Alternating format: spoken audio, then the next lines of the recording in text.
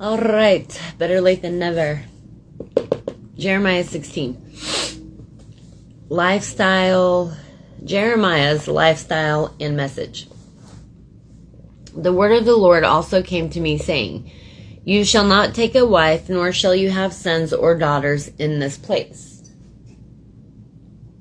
For thus says the Lord, concerning the sons and daughters who are born in this place, and concerning their mothers who bore them, and their fathers who begot them in this land.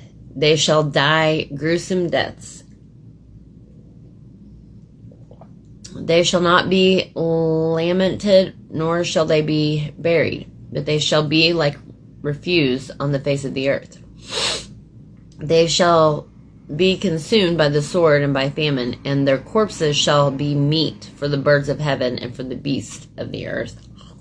For thus says the Lord, do not enter the house of mourning, nor go to lament or bemoan them.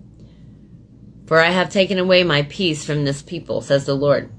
Loving kindness and mercies, both the great and the small shall die in this land. They shall not be buried, neither shall men lament for them. Cut themselves, nor make themselves bald for them. Nor shall men break bread in mourning for them, to comfort them for the dead, nor shall men give them the cup of consolation to drink for their father or their mother. Also you shall not go into the house of feasting to sit with them to eat or drink. For thus says the Lord of hosts, the God of Israel, behold, my knee.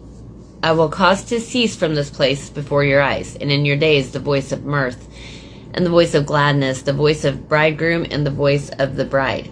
And it shall be when you show this people all these words, and they say to you, why has the Lord pronounced all this great disaster against us? Or what is our iniquity? Or what is our sin that we have committed against the Lord our God? Then you shall say to them, because your fathers have forsaken me, says the Lord. They have walked after other gods and have served them. Let me back up there.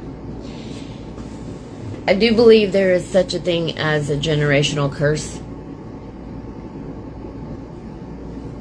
But you can pray out of that.